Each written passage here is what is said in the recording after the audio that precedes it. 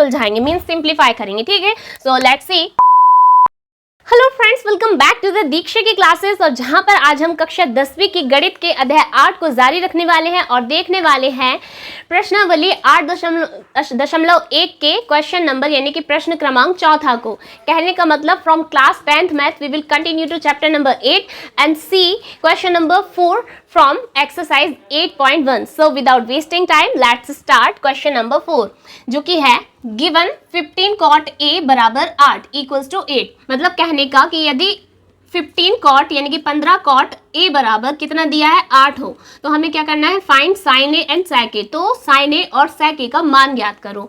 मतलब जो क्वेश्चन है ना वो आपको थोड़ा सा घुमा फिरा कर दिया हुआ है। सबसे पहले तो हम इसको सुलझाएंगे, मीन्स सिंप्लीफाई करेंगे, ठीक है। सो लेट्स सी, हम लिखेंगे क्या, गिवन है। बहुत सिंपल क्वेश्चन, थोड़ा घुमाया है तो आपको लग रहा होगा कि क्या दे दिया है ना, तो ये हो जाएगा दिया है हिंदी में, ठीक है, गिवन और 15 cot a। तो आप एक चीज़ ध्यान से देखो कि जो 15 है वो cot a के साथ में मल्टीप्लाई में दिया है यहाँ पर, ठीक है।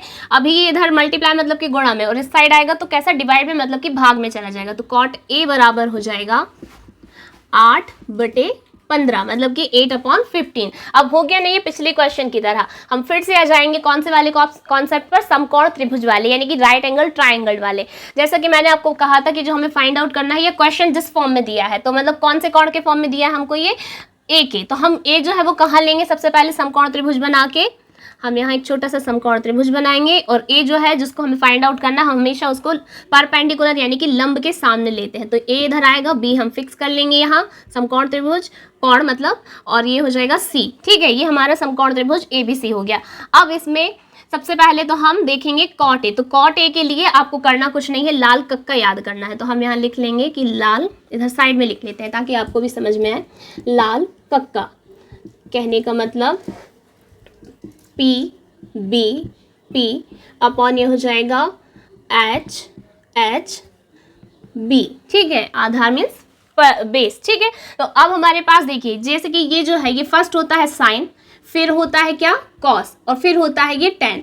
तो अभी साइन तो ठीक है, हमें कौन सा क्वेश्चन जो दिया है वो दिया है कौन सा, कॉट वाले में। तो लास्ट वाला हम देखेंगे यानी कि टेन। तो ये क्या होता है, लंब बटे आधार, और इसका ऑपोजिट होता है क्या, कॉट। तो इसीलिए ये हो जाएगा आधार बटे लंब, कहने का मतलब बेस अपॉन परपेंडिकुलर। इसीलिए हमारे पास ये जो है ये है बेस, और ये हो जाएगा क्या, परपेंडिकुलर, ठीक है।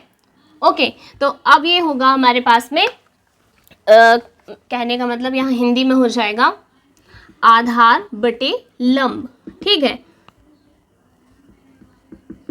राइट। तो अब हम वैल्यू इजीली पुट कर सकते हैं। तो आधार हमारे पास में क्या हुआ यहाँ पर 8, ठीक है, और लंब क्या हो गया यहाँ पर हमारे पास में 15, ठीक। अब हमें फाइंड आउट करना है कुल मिला के कर्ण, है ना। तो हम सबसे पहले आते हैं कहाँ पर, सीधे आ जाते हैं पाइथागोरस प्रमेय पर, मतलब कि पाइथागोरस थ्योरम पर। तो हम यहाँ लिखेंगे पाइथागोरस प्रमेय से, पाइथागोरस प्रमेय से, और इंग्लिश में लिखेंगे बाय पाइथागोरस थ्योरम।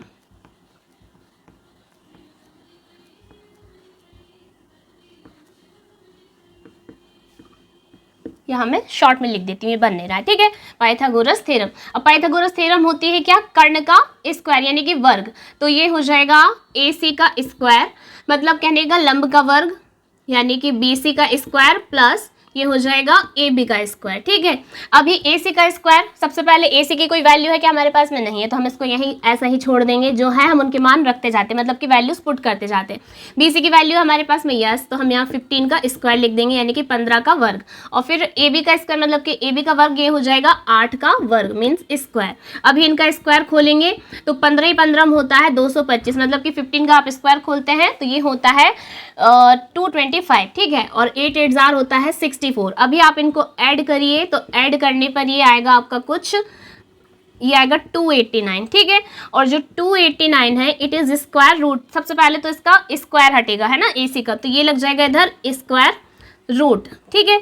और ये जो है स्क्वायर रूट ऑफ होता है 17, ये स्क्वायर रूट ऑफ होता है 17 यानी कि 17 का ये वर्गमूल होता है। ठीक है, तो ये आ गई हमारे पास में AC की वैल्यू है ना, यानी कि AC का मान कितना आ गया 17।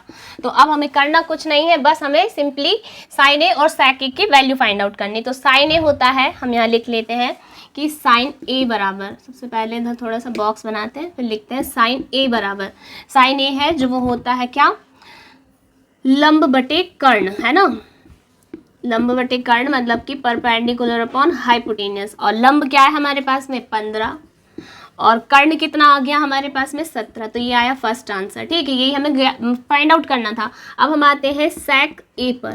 तो sec ए, sec जो है वो cos थीटा का है ना, ऑपोजिट होता है। तो ये cos जो है वो होता है आधार बटे कर्ण यानी कि बेस अपॉन हाइपोटेनियस, तो ये हो जाएगा हाइपोटेनियस अपॉन बेस, कहने का मतलब कर्ण